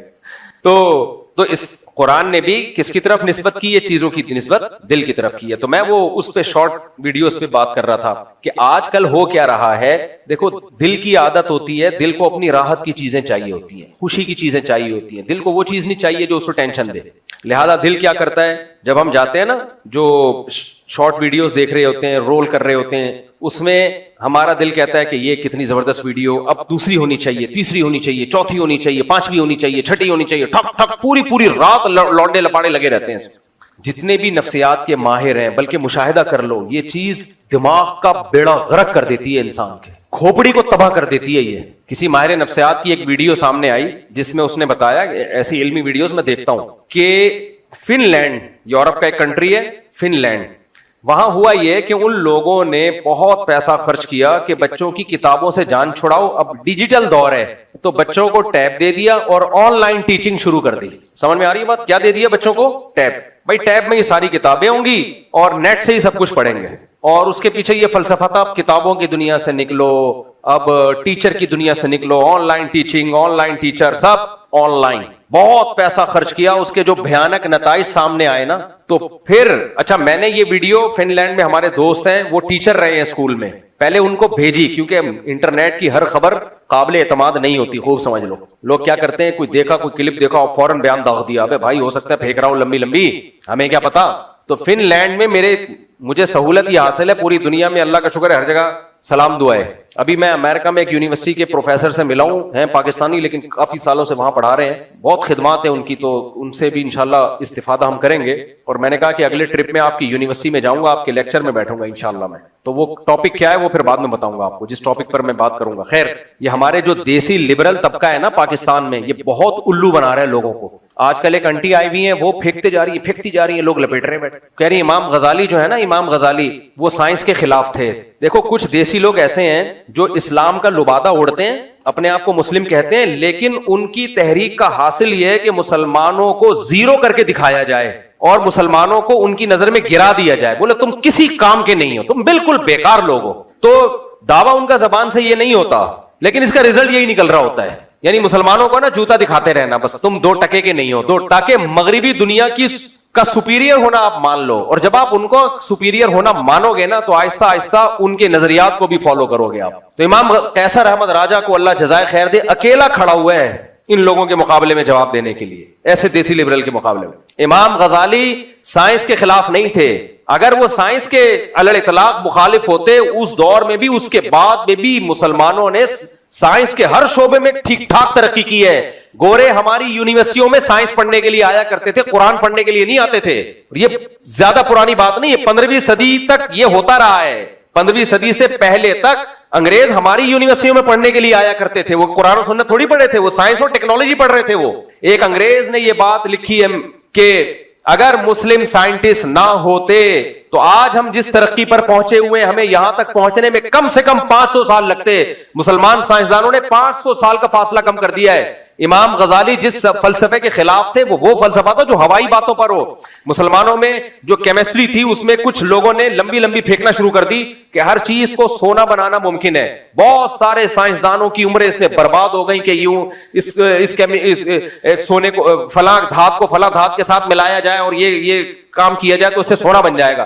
اس طرح کی کچھ سائنس کی بیسس پر کچھ فضول چیزیں ہماری سوسائٹی میں شامل ہو گئی تھی. امام غزالی جیسے لوگوں نے ان پہ رد کیا ہے, علی الاطلاق فلسفے اور سائنس پہ رد نہیں کیا. امام ابو یوسف سے بھی منقول ہے, حکمی فی اہل الکلام یضربوا بالجرید والنعال. امام حنیفہ کے شاگرد ہیں نا امام ابو یوسف, وہ کہتے ہیں کہ یہ اہل کلام جو پڑھتے ہیں نا, میرا حکم ان کے بارے میں یہ ہے کہ ان کو جوتوں سے مارا جائے. تو وہ علم کلام وہ نہیں تھا جو فائدہ والا علم کلام ہو, وہ علم کلام تھا جو بحث برائے بحث جس کا کوئی سوسائٹی کو فائدہ نہیں تھا, فضول بحثیں. ورنہ امام ابو یوسف کا دور تو میرے بھائی بنو امیہ کا کہ عروج کا دور تھا. اس وقت تو مسلمان سائنسدانوں کا بھی راج تھا. دنیا مسلمان توپیں بنا رہے تھے. سلطان محمد فاتح نے اس وقت یعنی 7ویں صدی ہجری میں دنیا کی سب سے بڑی توپ بنائی تھی. دنیا کی سب سے بڑی توپ کا سہرا کس کے پاس تھا؟ مسلمانوں کے پاس تھا. اور میں نے الجزائر کی توپیں فرانس میں اپنی آنکھوں سے جا کے دیکھی ہیں جو مسلمان سائنسدانوں نے بنائی تھی. عربی میں ان پر تاریخیں بھی لکھی ہوئی ہیں, میں نے ولاگ بھی بنایا تھا اس کا. فلکیات کا علم ہو, میڈیکل سائنس کا علم ہو, ہر میدان میں ہم آگے تھے. لیکن آج کچھ دیسی ایسے پیدا ہو گئے جو آپ کو نیچا دکھاتے رہیں گے. پہلے سوال قائم کریں گے, بتاؤ اتنی ساری ایجادات میں آج مسلمانوں کی ایجاد کون سی ہے, کتنی ایجادات ہیں؟ جواب 0. پنکھا کس نے بنایا؟ گوروں نے بنایا. موبائل کس نے بنایا؟ گوروں نے بنایا. او بھائی مانتے ہیں ساری ایجادات ان کی ہیں. ان ایجادات یہ جو سائنسی ترقی آج جہاں تک ہے یہ اچانک تھوڑی ہو گئی ہے. دیکھو آپ جب ایک بلڈنگ بنا رہے ہو, آپ نے پہلے کھودا, سریا ڈالا جو مشکل کام تھا, اس کی بنیاد ڈالی جو مشکل کام تھا, پھر آپ نے اس پہ عمارت کھڑی کرنی شروع کی, مشکل کام تھا. اب جب اس کی فنیشنگ کا ٹائم آیا, اس سے فائدہ اٹھانے کا ٹائم آیا, کسی دوسرے نے آ کے کر دیا تو سارا کریڈٹ تو وہ لے جائے گا. یہ ایسا ہی ہے جیسے جماعت اسلامی کے سارے پروجیکٹ جو جماعت اسلامی نے شروع کیے تھے کراچی میں, تو مصطفیٰ کمال صاحب نے آ کے اس کی تکمیل کر دی. سارا کریڈٹ کس کو چلا گیا؟ صحیح گیا, چلو تکمیل تو کی نا, اچھا کام کیا, میں تو مصطفیٰ کمال کو اس کا دیتا ہوں کریڈٹ. وہ یہ بھی کر سکتا تھا نہ کرے, لیکن بنیاد کس نے رکھی تھی؟ نعمت اللہ خان نے. میرے بھائی سائنسی اصول, سائنسی علوم کی بنیادیں مسلمانوں نے رکھی ہیں. اب پھل کھانے کا وقت آیا ہے تو آخری میں یہ لوگ آئے ہیں اور انہوں نے, اچھا اس خاتون نے گڑبڑ کیا کی ہے؟ اس خاتون نے کہا دیکھو علامہ اقبال یہ کرتے ہیں, علامہ اقبال نے کیا لکھا ہے, علامہ اقبال نے مسلمانوں کے زوال کیا. ابے بھائی علامہ اقبال کی آدھی بات نقل کر رہی ہو, علامہ اقبال ہی کا شعر ہے, کتابیں اپنے آبا کی جو جا کے دیکھی یورپ میں. پورا شعر ہی بتا دو یار, ایک تو شعر میں ہمیشہ میرے ساتھ یہی ہوتا ہے. مگر وہ علم کے, کوئی انسان کا بچہ ہے تو شعر پڑھ, مگر وہ علم کے موتی کتابیں اپنے آبا کی جو جا کے دیکھی یورپ میں تو دل ہوتا ہے سی پارا. کہتے ہیں میں نے اپنے باپ دادا کی جو سائنسی علوم کی, یورپ میں قرآن و سنت کی تفسیریں تھوڑی رکھی ہوئی تھیں. علامہ اقبال کہتے ہیں میں جب یورپ میں جا کے اپنے باپ داداؤں کی جو سائنس کی کتابیں ہم نے یورپ کی یونیورسٹیوں میں دیکھی تو میرا دل 30 ٹکڑے ہو گیا کہ ان کتابوں سے انہوں نے فائدہ اٹھایا, ہم پیچھے رہ گئے. لیکن فائدہ ہماری ہی کتابوں سے اٹھایا انہوں نے.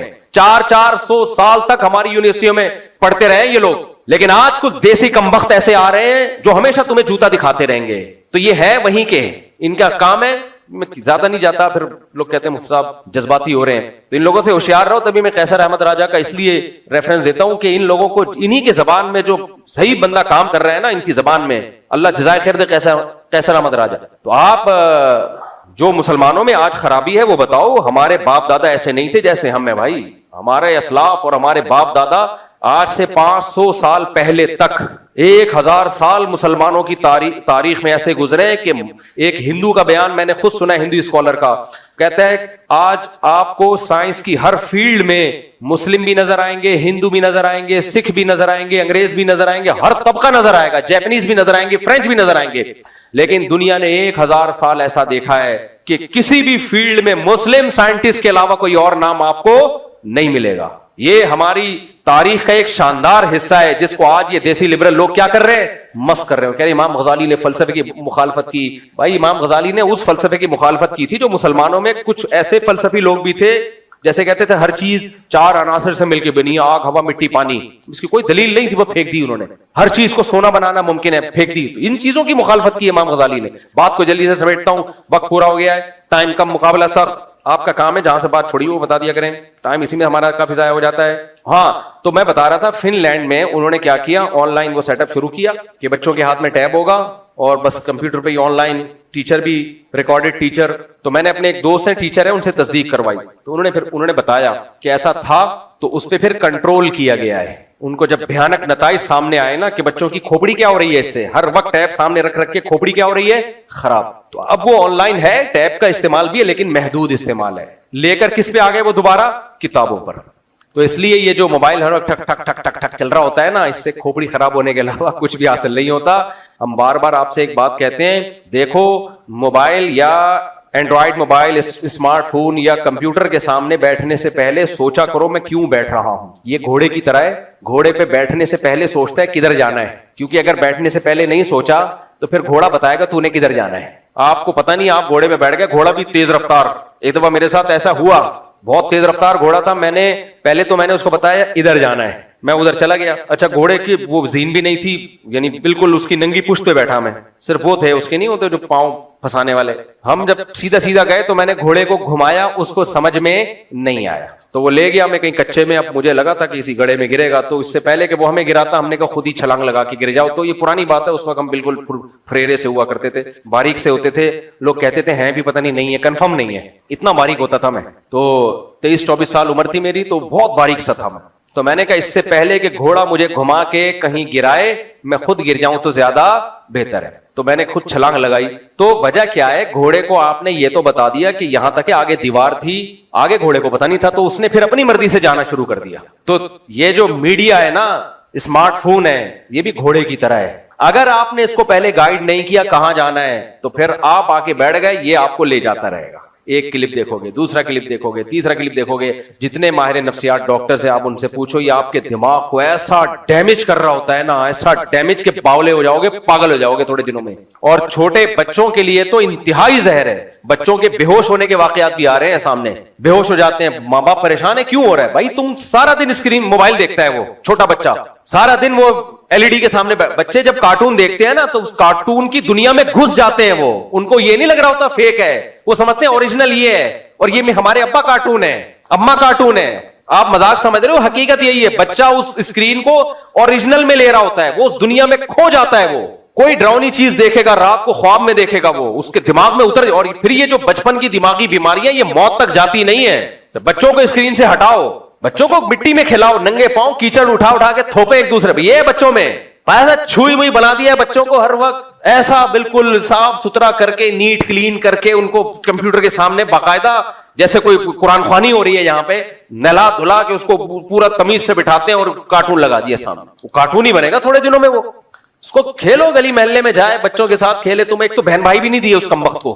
एक भाई है, उसके 6 साल के बाद एक बहन है, उसको अपने करीबुल उम्र कोई मिल ही नहीं रहा खेलने के लिए. वो तो वैसे डिप्रेशन में जाएगा. फिर बच्चों से भी नहीं खेलने देते उसको ऐसा. मुझे याद है, ये अलखिदमत हॉस्पिटल है ना, इसके साथ एक पार्क है. एक बच्चा छुई मुई इसी बर्गर फैमिली का, कहीं बेचारा पहली दफा वो पार्क में सीढ़ियों पे हल्का सा चढ़ गया. उसके स्टाइल से ऐसे लग रहा था जिंदगी में पहली दफा ऐसा हुआ. गिरा है, हल्की सी खराश आई है, इतनी सी मामूली. उसकी माँ की जो चीखें थी ना, उफ, हॉस्पिटल में लेके आई, हाँ डॉक्टर साहब मेरा बच्चा मेरा बच्चा. मैंने कहा क्या हो गया यार, हमारे दौर में तो लौंडे लपाड़े बादाम तोड़ने के लिए दरख्त पे चढ़ा करते थे, अक्सर के पुर्जे अलाइनमेंट आउट रहती थी. ہم نے خود بادام کے درختوں پہ چڑھے ہیں, یہاں سے پتھر مارے, لگا کسی, اللہ معاف فرمائے, کسی انکل کے سر پہ, اس نے اتنا زور سے نہیں لگا, اس نے جو ہمارے لگایا وہ اس کے اتنی زور سے نہیں لگا تھا جتنا ہمیں لگا. خیر یہ تو بہت بےہودہ حرکت ہے, پتھر وتھر نہ مارنے دے بچوں کو, سر پر پڑ جائے گا. لیکن بھائی بچوں کو بچوں والے کام کرنے دو, ان کو لڑائی جھگڑا کرنے دو, چمیٹے شمیٹے مارنے دو. بچے اچھلتے کھیلتے مارتے پیٹتے شکایتی ٹٹو بھی بننے دو. ان کو چھوئی موئی مت بناؤ, ایک دم نیٹ کلین کر کے ہر وقت کمپیوٹر کے سامنے. ماں باپ ایک تو پیدا کر نہیں رہے بچے, اوپر سے ایک آدھ بچہ ہوتا ہے اس کو کہتے ہیں کہ ہاں ایکچولی بہت مشکل کام ہے بھائی, ایسے بنانے ہوتا ہے. مفتی صاحب پال کے دکھاؤ نا بچے تمہیں. ہم تو پالے 19 پالے, ہم نے سارے کام بھی کر رہے ہیں, بچے بھی پل رہے ہیں, اللہ کا فضل ہے, اللہ نظر بد سے بچائے. کیسے پالے ہیں؟ کھیل کود رہے ہیں بچے, کرکٹ بھی کھیلتے ہیں, فٹ بال بھی کھیلتے ہیں, مارم پیٹی بھی ہوتی ہے, روتے بھی ہے, چیختے بھی ہیں, ہنستے بھی ہیں, سب کچھ چل رہا ہے مارکیٹ میں. تو اس طرح بچہ پلتا ہے. یہ تم لوگوں نے کیا, ایک بچہ ہے اس کو لیے بھی اتنی ٹینشن, بہت مشکل ہے, سارا دن LED کے سامنے بٹھا دیا اس کو. تو یہ ماں باپ اپنی ٹینشن بچانے کے لیے کر رہے ہوتے ہیں. یہ تو اپنی ٹینشن بچانے کے لیے بچے کی کھوپڑی کا بیڑا غرق مت کرو, اور نہ اپنی کھوپڑی کا بیڑا غرق کرو. فزیکل ایکٹیویٹیز میں اپنے آپ کو کھپاؤ, اور تھوڑا بہت موبائل بھی دیکھ لینا چاہیے, لیکن یہ سوچ کے دیکھنا چاہیے کہ میں نے دیکھنا کیا ہے, یہ پہلے فیصلہ کرو. ورنہ موبائل تمہیں ایسی جگہوں پہ لے جائے گا, گناہ بھی کروائے گا تم سے, اور تمہاری دماغ اور کھوپڑی کو بھی کیا کر دے گا, خراب. اللہ تعالیٰ سمجھنے کی عمل کی توفیق عطا فرمائے. وعلیکم. دولہا کا نام رفعت علی, آپ ہیں رفعت علی نا. دلہن کا نام ازار, غلط نام لکھا ہوا ہے یار اس کو صحیح کر دینا. ولید عذرا بنت عالم زیب, 50,000 روپے مہر ہے. دلہن کے وکیل کون ہیں؟ آپ نے اجازت دی کہ میں عذرا بنت عالم زیب کا نکاح 50,000 روپے مہر میں رفعت علی ولد بادشاہ منیر ان سے کروں. آپ ہیں, کیا نام ہے آپ کا بھائی؟ سید عثمان علی ولد. دلہن کا نام سیدہ شفق بنت, اور مہر 5 لاکھ. دلہن کے وکیل کون ہیں؟ آپ ہیں. آپ نے اجازت دی 5 لاکھ روپے محل میں سیدہ شفق فاطمہ بنت سید رئیس الدین احمد کا نکاح سید عثمان علی ولد سید شہزاد علی سے کروں, اجازت ہے؟ ٹھیک, ہاں انہوں نے بتا دیا اجازت. آپ ہیں نا وکیل. الحمدللہ نحمدہ ونستعینہ ونستغفرہ ونؤمن بہ ونتوکل علیہ ونعوذ باللہ من شرور انفسنا ومن سیئات اعمالنا من يهده الله فلا مضل له ومن يضلله فلا هادي له ونشهد ان لا اله الا الله وحده لا شريك له ونشهد ان سيدنا وحبيبنا وشفيعنا وسندنا محمدا عبده ورسوله صلى الله تعالى عليه وعلى اله واصحابه وبارك وسلم تسليما كثيرا كثيرا. اما بعد فاعوذ بالله من الشيطان الرجيم. بسم الله الرحمن الرحيم. يا أيها الناس اتقوا ربكم الذي خلقكم من نفس واحدة وخلق منها زوجها وبث منهما رجالا كثيرا ونساء واتقوا الله الذي تساءلون به والأرحام إن الله كان عليكم رقيبا. وقال تعالى يا أيها الذين آمنوا اتقوا الله وقولوا قولا سديدا يصلح لكم أعمالكم ويغفر لكم ذنوبكم ومن يطيع الله ورسوله فقد فاز فوزا عظيما. وقال النبي صلى الله عليه وسلم النكاح من سنتي وقال فمن رغب عن سنتي فليس مني. وقال النبي صلى الله عليه وسلم تزوجوا الودود الولود فإني مباهي بكم الأمم. وقال النبي صلى الله عليه وسلم تزوجوا ولا تكونوا كرهبان النصارى. جناب رفعت علی ول بادشاہ منیر, میں نے 50,000 روپے مہر میں آپ کا نکاح عذرا بنت عالم زیب سے کیا. آپ نے اس نکاح کو قبول کیا؟ قبول. جزاک اللہ جی, اللہ مبارک کرے. سید عثمان علی ولد سید شہزاد علی, میں نے 5 لاکھ روپے مہر میں آپ کا نکاح سیدہ شفق فاطمہ بنت سید رئیس الدین احمد سے کیا. آپ نے اس نکاح کو قبول کیا؟ قبول ہے. جزاک اللہ. دعا کریں جی اللہ ان دونوں نکاحوں میں برکت دے. الحمدللہ رب العالمین والعاقبۃ للمتقین والصلاۃ والسلام علی رسولہ الکریم وعلی آلہ وصحبہ اجمعین. اے اللہ ان دونوں نکاحوں کو اپنے دربار میں قبول فرما. ان نکاحوں کی برکتیں ان دونوں جوڑوں کو تادم حیات نصیب فرما. ان نکاحوں کو ان کے خاندانوں میں جوڑ کا محبتوں کا ذریعہ بنا. ہر طرح کی بدگمانی سے, شیطان کے فتنوں سے, لڑائی جھگڑوں سے اللہ ان کی حفاظت فرما. جس کی جو جائز مراد ہے اللہ اس کی مراد کو پورا فرما. ربنا آتنا فی الدنیا حسنۃ وفی الآخرۃ حسنۃ وقنا عذاب النار صلی اللہ تعالی علی خیر خلقہ محمد وعلی آلہ وصحبہ اجمعین. اللہ بہت مبارک کرے ماشاءاللہ, اللہ مبارک کرے ماشاءاللہ. صاحب سوال میرا یہ ہے کہ یعنی یہ بات جو ہے یہ آپ سمیت کوئی بھی علماء نہیں کر رہا ہے ممبر کے اوپر, اور یہ کرنی چاہیے. وہ سوال یہ ہے کہ جیسے آپ 4 شادیوں کی ترغیب دیتے ہیں کہ 4 شادیاں کرنی چاہیے کیونکہ اسلام نے اجازت دی ہے. جب مرد کو 4 شادیاں کرنے کی اجازت دی ہے تو اس کو اس طاقت بھی دی ہوگی. جی تو اکثر نہیں کر رہے لوگ. اور اگر کوئی کرنا چاہتا ہے بیوی کی موجودگی کے اندر تو بیوی کہتی ہے کہ نہیں ایسا نہیں کر سکتے آپ. اب وہ بیوی کے ڈر کی وجہ سے یا کسی وجہ سے بھی وہ نہیں کرتا. تو اب اس کی جو شہوت ہے وہ شہوت میں نے سنا ہے علماء سے, اور اس کو ذرا واضح کر دیجیے گا کہ اگر اس نے اپنی بیٹی کو شہوت کی نظر سے دیکھ لیا یا اس کا ہاتھ پکڑ لیا تو اس کی اپنی بیوی نکاح سے چلی جائے گی. ایسا ہے؟ آپ سوال تو کمپلیٹ کریں نا. دوسرا, اگر کسی کی بیوی مر گئی, اب تو اس کو بہت ہی ضروری ہے شادی کرنا. اب بیوی کے مرنے کے بعد جو ہے نا بیٹے سلطان بھائی بن کے سامنے آ گئے کہ نہیں ابا ہم اپنی ماں کی جگہ کسی کو نہیں لینے دیں گے, لہٰذا تم شادی نہیں کر سکتے, اگر شادی کرنی ہے تو یہاں سے کہیں اور جا کے رہو. وہ بچوں کے ڈر کی وجہ سے اور گھر چھوڑنے کی وجہ سے وہ بھی نہیں کر رہا. تو کہتے ہیں کہ اگر اس نے اپنی بہو کو شہوت کی نظر سے دیکھ لیا یا اس کا ہاتھ پکڑ لیا تو اس کے بیٹے سے اس کی بیوی گئی. اب جب یہ بیٹے سے اس کی بیوی گئی نکاح سے اور اس کی اپنی بیوی نکاح سے گئی تو پھر اس کے بعد حرام کے بچے پیدا نہیں ہوں گے؟ بچے لازمی ہے نہیں, اب بتائیں نا جب نکاح سے ناجائز پیدا کروانے پہلے بے نمازی کے بچے آپ نے نہیں, اس میں بیان بھی نہیں ہو رہا. اچھا نہ آپ کر رہے ہیں نہ کوئی اور علماء کر رہا ہے, تو کرنا چاہیے نہیں کرنا چاہیے؟ یہ کہہ رہے ہیں کہ لوگ دوسری شادی کرتے ہیں. ان کا سوال کا میں خلاصہ پیش کر دیتا ہوں. اچھا, میں ان کو سوال کے لیے نہیں بٹھاتا ہوں. کچھ لوگوں نے کمنٹس کیے ہوتے ہیں مفتی صاحب نے خود بندہ بٹھایا ہوا ہے, یہ خود کر رہے ہوتے ہیں. یہ محلے کے ہیں رفیع بھائی, خود ہی کر رہے ہوتے ہیں, میں نے نہیں بٹھایا ہوا ان کو. ان کا سوال یہ ہے کہ دوسری شادی مرد کرتا نہیں ہے, طاقت اللہ نے اس میں 4 کی رکھی ہے, پھر جب دوسری شادی نہیں کرتا تو پھر وہ اپنی, اللہ معاف فرمائے کہتے ہوئے بھی عجیب سا لگتا ہے, بیٹیوں کی طرف بھی بعض لوگ غلط نیت سے دیکھتے ہیں. تو جب بیٹی کی طرف خدا نخواستہ کوئی ایسی نیت سے دیکھے گا تو بیوی حرام ہو جائے گی. دیکھیں پہلی بات تو یہ ہے کہ چاہے ایک شادی ہو چاہے ایک بھی نہ ہو, بیٹی اتنا مقدس رشتہ ہے کہ اس کی طرف کوئی بھی بری نیت سے نہیں دیکھتا, نہ اس کو چھونا تو دور کی بات. کوئی اگر دیکھ رہا ہے نا تو وہ انتہائی پرلے درجے کا غلیظ شیطان ہے. وہ 4 شادیوں سے بھی اس کی ٹھڑک پوری نہیں ہوگی, کیونکہ یہ مقدس رشتہ ہے, اس پہ کوئی نظر پڑ ہی نہیں سکتی ایسی. تو اس لیے کسی کی ایک بیوی ہے اور وہ کہہ رہا ہے چونکہ مجھے دوسری کی اجازت نہیں ملی تو بیٹی پہ غلط, تو میں مجبور تھا. بھائی کوئی مجبور نہیں ہوتا اتنا, یہ تو انتہائی غلیظ پلید گدھے گھوڑوں سے بھی بدتر لوگ ہوتے ہیں جو یہ حرکت کر رہے ہوتے ہیں. اس لیے اس کو یہ فیور دینا کہ چونکہ دوسری کی سوسائٹی میں اجازت نہیں ہے تو اس لیے جناب وہ بعض لوگ یہ کر لیتے ہیں, ایسا نہیں ہے. دیکھو جتنی بھی قوت ہو انسان میں, شہوت ہو, کسی مرد پہ کبھی دل نہیں آتا. مرد پہ دل آئے گا ان لوگوں کا جو گے ہوں گے, جو ہوں گے یہ قوم لوط میں مبتلا لوگ ہوں گے, کیونکہ یہ فطرت نہیں ہے نا.